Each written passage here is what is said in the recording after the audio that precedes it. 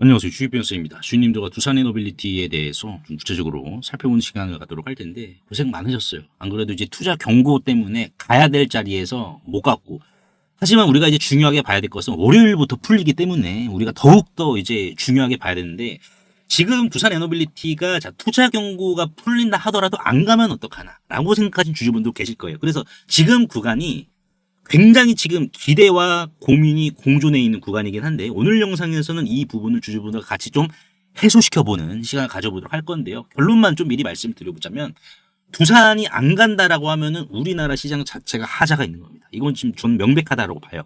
그래서 왜 그러는지 주주분들과 좀 하나하나 살펴볼 텐데, 일단은 가야 되는 이유를 우리가 볼까요? 경쟁사랑 우리가 비교를 하는 방법도 있겠죠. 명백하게. 안 그래도 체코에 대한 공시가 나왔고, 자, 이를 통해서 SMR까지 지금 적용을 받았으니까는, 그럼에도 불구하고 경쟁사보다 저평가가 됐다라는 것은 우리가 여러분들 이거 매도의 근거가 없다라는 거예요. 매도의 근거가. 그리고 이제 두 번째, 두산이 10만 원을 돌파하는 근거까지 우리가 좀 봐야 될 것 같아요, 여러분들. 그래서 하나하나 좀 볼 텐데, 일단 경쟁사를 좀 말씀을 드려볼게요. 지금 두산에너빌리티는 웨스팅하우스가 수주를 하더라도, 그리고 프랑스의 EDF가 수주를 하더라도 결국 핵심 부품은 두산에너빌리티의 대장간을 거쳐야 돼요. 그렇다 보니까는 누가 어떤 고래들 싸움에서 누가 이기든 결국 두산은 통행세만 받습니다. 통행료만 받는 기업이에요. 피를 흘리지 않는 기업입니다. 자, 그런 기업이 경쟁사인 GE보노바, 굳이 이제 경쟁사랑 GE보노바인데, 얘 지금 EV 에비타와 좀 비교를 해보면 아시겠지만은, 지금 이 EV 에비타라는 게 기업의 가치를 현금 창출력으로 나눈 배수라서 낮으면 낮을수록 저평가예요. 근데 지금 GE보노바 같은 경우에는 EV 에비타가 몇 배죠, 얘가 지금 47배거든요. 47배. 근데 지금 두산에너빌리티 같은 경우에는 35.1배입니다. 자, 그렇다라는 것은 경쟁사와 비교를 해봤을 때 밀리지 않는 장점을 갖고 있는데, 수치상으로는 지금 저평가 상태예요. 25%나. 자, 그렇다 보니까는 향후 지금 투자 경고 해제 이후에는 다음 주부터는 두산에너빌리티 주가가 경쟁사보다 일단 저평가가 되어 있으니까는 실질적인 가치로 가는 과정을 보여줄 겁니다. 다만 그 가치로 가는 과정에서는 공매도 세력들과의 격전은 우리가 예상을 해야 됩니다. 근데 저는 지금 공매도 세력들의 이 순보유 잔고 금액은 저는 레버리지로 지금 보고 있는 상황입니다. 매수에 대한 레버리지로. 자, 그래서 지금 두산에너빌리티의 성장률은 42% 정도로 지금 분석이 되는 상황이거든요. 그래서 35.1배이기 때문에 EV 에비타 자체가, 자, 이 말인즉슨 뭐냐? 두산에너빌리티 주가가 이제 실질적인 가치로 가는 과정이 있다라고 쳐요. 자, 지금도 그 과정인데, 그 과정에서 공매도 세력들을 이제 깨부수고 올라가. 그러면은 다 여기에서 1, 2, 3단계로 나눠져요. 뭐냐면은 1단계 가격이죠. 1단계 기준이 동종업계 수준처럼 가격이, 주가가 회복이 되면은 그 가격은 10만 3,700원 정도가 됩니다. 그러니까 GE보노바랑 똑같은 밸류를 적용을 받으면 얘는 10만 3,700원이기 때문에 직전 고점은 송판 깨듯이 깰 수가 있다는 거예요. 근데 이게 또 고평가는 아니야, 여러분들. 자, 그러면 여기에서 이제 중요하게 봐야 될 것은 2단계죠. 이게 1단계고, 자, 2단계는 얼마냐? 12만 8천원 정도로 지금 전망을 하고 있는 상황입니다. 왜냐면은 성장률이 제가 42%다라고 말씀을 드렸죠, 두산을. 그러면은 피터 린치의 PEG 1.0을 기반으로 적용했을 때 이 정도로 나와요. 근데 피터 린치의 이제 PEG는 1.5 이하 매도입니다. 그러니까 아직은 여러분들 더 추가적으로 급등할 여력이 남아 있다라는 반증이에요. 자, 그러면 3단계 12만 8천 원을 돌파를 하면은 얘는 그러면은 얼마까지 때릴 수 있냐? 15만 원 플러스 알파예요. 15만 원 플러스 알파의 가격대입니다. 자, 그러면은, 자, 15만 원을 우리가 그러면은 여기서 돌파할 수 있느냐 없느냐를 또 우리가 미리 선점을 해야 됩니다. 이거를 제가 말씀을 드린 이유가 뭐냐면은, 지금 7만 원대잖아요, 주가가. 7만 7천 원대인데, 여러분이 독점적인 기술을 가지고 있는 기업의 이 기술을, 이 주가를 30% 세일된 가격에 쥐고 계신다는 거예요. 지금 포인트가 이겁니다. 에르메스 뭐 1억짜리 가방을 여러분들이 30% DC를 받아서 갖고 있다는 거예요. 에르메스 가방을 1억짜리 여러분들 30% DC 줄 테니까 가져가세요 하면 누가 안 가져가겠습니까, 여러분들? 지금 그 꼬리표를 달고 있다니까, 지금 현재 금요일 종가가. 자, 그러면 여기에서 이제 우리가 중요하게 봐야 될 것은 이겁니다. 자, 요거 SMR. 자, 두산의 주가가 15만 원 플러스 알파를 돌파하기 위해서는 꿈이 필요합니다. 그 꿈이 뭐냐? SMR이에요. 지금 SMR 같은 경우에는 이게 이제 총 몇 개입니까? 뉴스케일과 엑소에너지, 테라파워만 하더라도 168개예요. 이거는 단순한 판매가 아닙니다. 어떠한 개념이냐? 대형 원전을 한 번에 이제 팔잖아요. 대형 원전을 팔면은 10조 원 정도를 받는 일시불이다. 대형 원전은 일시불이다라고 보시면 SMR은 이거는 전 세계 곳곳에 설치가 되기 때문에 매달 유지보수료를 받는 구독 서비스가 돼요. 그러니까 SMR 주기기를 떴다방처럼 팔고 반짝하고 끝나는 게 아니라 여기에서 이제 유지보수는 또 두산이 한단 말이에요. 그러면 뭡니까? 유지보수에 대한 MRO죠. 원전 MRO에 대한 추가적인 매출과 영업이익이 또 발생한다는 거예요. 이게 지금 포인트입니다. 그러니까 이거는 추가적으로 두산이 이제 다음 주부터 계속해서 리레이팅이 될 텐데, 그러면 이 리레이팅은 단순히 우리가 봤을 때, 자, 그냥 우리가 표면적으로 보면은 그냥 주가 급등 아니냐라고 할 수는 있지만은 가치에 대한 세상의 뒤늦은 고백이라는 거죠. 뒤늦은 고백이다. 한 번 설치된 원전은 60년에서 80년을 가동해요. 대략. 근데 이거 SMR도 거의 뭐 마찬가지인데 두산은 주기기를 판 뒤에도 80년 동안 고가의 부품을 계속 갈아 끼워줘야 돼요. 근데 이거는 SMR 뭐 그런 게 아니에요. 대형 원전도 지금 마찬가지라는 거예요. 이게 뭐예요? 보이지 않는 매출이 되는 겁니다. 프린터기 공짜로 주고 잉크 값으로 대대손손 먹고 사는 빚이 있습니다.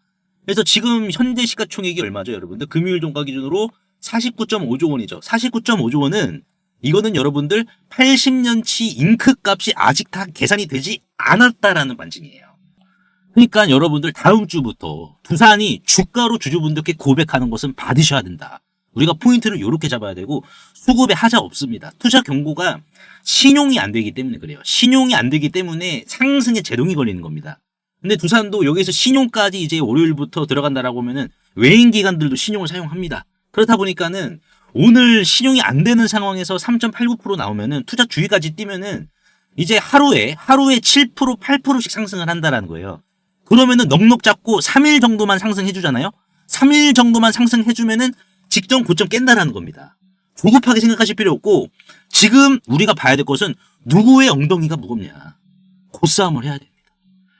그래서 오늘 제가 이제 두산에너빌리티에 대해서 좀 분석을 도와드렸는데 주주분들 도움이 되시다면 구독과 좋아요 한 번씩만 눌러주시면 감사하겠고 분명한 것은 통행세만 받는 겁니다. 리스크 자체는 거의 없어요. 그게 지금 두산이고 자 여기에 있어서 우리가 또 중요하게 봐야 될 게 주식시장에서 가장 비싼 수업료는 뭐라고 생각을 하십니까? 이제 많은 분들은 이렇게 손절을 하는 거, 돈을 내는 게 아니냐라고 이렇게 말씀을 하시는데 저도 이제 주식 뭐 많은 경력은 아니지만은 대략 한 15년 경력이에요. 저도 이제 생각하는 게 뭐냐면은 가장 비싼 수업료, 물론 손절일 수는 있지만은 이거라고 봅니다. 내 눈앞에 뻔히 터진 황제주들을 의심만 하다가 놓쳐버린 그 기회비용. 이 기회비용이 가장 큰 수업료가 아닐까. 왜냐면은 하나만 잘 타면 내가 지금까지 손절했던 것만 메꾸는 게 아니라 계좌의 앞자리까지 메꿀 수가 있기 때문이죠. 그래서 제가 요거 관련해서 정보 하나 드릴 테니까요. 요거 한번 꼭 챙겨가시길 바라겠습니다. 세계적인 휴머노이드 기술 발전에도 불구하고 아직까지 해결하지 못한 난제로 남아있는 분야가 있습니다. 바로 배터리인데요. 현재까지의 휴머노이드는 비약적인 기술 발전을 이륙시켜서 벌써부터 이렇게 사람을 복제하는 수준의 휴머노이드 기술을 중국에서는 선보이고 있는 상황입니다. 그래서 보시면은 완전 인간을 모방화하는 이러한 휴머노이드 개발 발전 단계에 진입한 것을 확인을 할 수가 있는데요. 하지만 결정적인 문제는 이 휴머노이드 로봇이 20kg 이상의 무게를 상하치 않은 이러한 단순 반복 작업을 하더라도 평균적으로 1시간을 못 가 멈추는 현상이 전 세계 공통적인 문제로 감지가 되고 있고 이게 이제는 심각한 수준까지 집중 조명이 되고 있는 상황입니다. 현대차가 조 단위를 투자해 인수한 이 보스턴 다이나믹스의 아틀라스 같은 경우 배터리 용량은 세계 최고 수준을 보여주고 있어요. 무려 3700W입니다.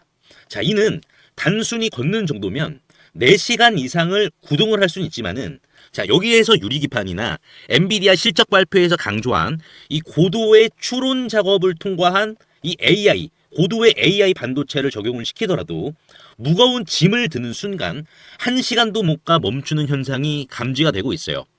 그리고 이제 테슬라의 옵티머스 이 배터리 용량도 오히려 보스턴 다이나믹스보다 더 적은 2300W이고요. 유비테크의 워커 S1마저 단 2000W로 배터리 용량이 기술의 한계를 막아버리는 이러한 현상을 생성시키고 있는 상황입니다. 그래서 이 난제 해결사로 현재 이 전고체 배터리가 재차 지금 불씨를 지피고 있는데요. 이는 액체 전해질을 고체로 대체를 한 것이고 화재 위험까지 낮으면서 에너지 밀도가 높기 때문에 대량 양산까지 유리합니다. 그래서 현재 휴머노이드의 최종 난제라고 불리고 있는 이 배터리의 마지막 퍼즐에 적합한 수준이다라고 강조를 하고 있는데요.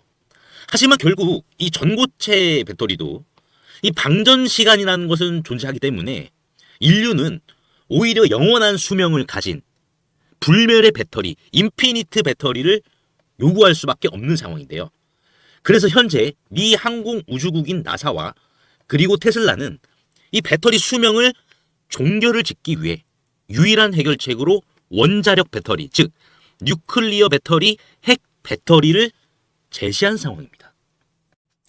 이 원자력 배터리, 뉴클리어 배터리는 작년 미국의 한인 과학자인 이 권재환 교수님이 현존하는 가장 강력한 원자력 배터리를 개발을 했는데 성공했다라고 밝혔는데요. 핵 폐기물에서 발생한 이 방사성 동위원소를 적용을 했을 시 현존 기술로는 전기를 10% 미만밖에 발생을 못 시켰지만 이 교수님의 기술을 적용을 시켰을 경우 무려 60% 이상의 전기를 만들어낸다라는 이러한 사실이 밝혀져 지금 현재 미국 국방부죠.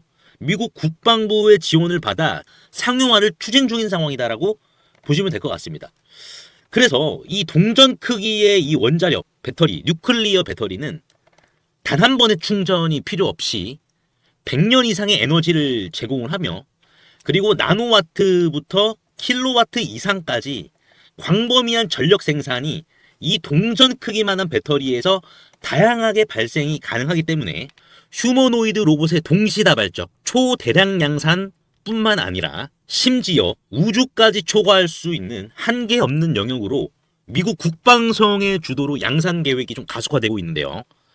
최근 미국 최대 커뮤니티 레딧에 따르면 이 원자력 배터리는 대량 양산 바로 직전 단계인 파일럿 단계에 진입을 했다라고 밝혔고요. 이마저도 곧 종료되어 양산에 이르게 될 것이다라는 주제가 나와서 한동안 세관의 관심까지 좀 끌었는데요. 하지만 이 해당 기업의 경우 이 핵배터리 본격 양산에 필요한 장비를 개발 전인 2015년부터 공급해왔다는 사실이 외신 뉴스를 통해서 추적을 할 수 있었고요. 놀랍게도 국내에 일찌감치 상장이 된 기업이라는 것을 확인할 수가 있었습니다. 또한 이에 관한 원자력 배터리 반도체 특허까지 이미 한국 원자력 학회에 등록이 되어 있었기 때문에 더욱더 충격이 아닐 수가 없는데요. 실제로 좀 차트를 들어보시면 거래 대금이 없이 앞전의 매물을 가볍게 이렇게 좀 소화시킨 부분을 볼 수가 있습니다. 신고가 상황이고요. 그 전에 앞전 매물을 그대로 삼켜버렸는데요. 이를 토대로 세력들의 강력한 2차 사이클을 더욱더 확실히 좀 기대해 볼 수 있을 것으로 지금 해석이 되고 최근 레인보우 로보틱스가 안 그래도 가볍지 않은 시가총액 2조 원에서 8조 원까지 기록을 했지만 이 해당 기업은 단 800억 원에 불과하기 때문에 오히려 긁지 않은 복권이지 않을까요? 그래서 내가 최근 두산 에너빌리티, 하마오션, 이수 스페셜티 케미컬, 레인보우 로보틱스 등 이러한 주도 테마에서 만족할 만한 수익을 못 봤다라고 하시는 분들은 이제는 아쉬워할 필요가 없이 이 단 한 종목, 긁지 않은 복권주만 여러분들께서 긁으신다면 수익에 대한 고민은 해결되지 않을까요? 하다못해 매수보다 종목 이름이라도 확인하시는 게 여러분들 투자 판단에 있어서 도움이 되지 않을까요? 그래서 대규모 휴머노이드 군단 가속화와 배터리의 최종 종결을 짓는 이 주식으로 여러분들의 큰 부를 만들어 보시길 바라겠습니다. 그래서 상단에 보이시는 제 개인 번호로 핵이라고 문자 한 통만 남겨주시면은 한 분 한 분 공유를 해드릴 텐데 종목 확인하시는 방법 3초만 투자해 주시면 됩니다. 영상 하단에 더보기란 링크가 있는데요. 여기서 터치 한 번만 해주시면은 간편 문자 보내기 링크가 있습니다. 요거 터치만 해주시면은 제 핸드폰 번호를 굳이 칠 필요 없이 3초 이내로 바로 문자 보내기 가능하시니까요. 한 분 한 분 확인 후에 해당 종목의 이름이 무엇인지에 대해서 공유를 해드리도록 할 텐데요. 이 종목 이름이 어떤 것이고 이를 토대로 매수가 어떻게 잡아야 되고 최종적인 양산 일정이 어떻게 되는지 이러한 부분을 공유 드릴 테니까 꼭 한번 확인하시고요. 100% 무료입니다. 이 긁지 않은 복권주 이 주식으로 큰 부를 만들어 가시길 바라겠습니다.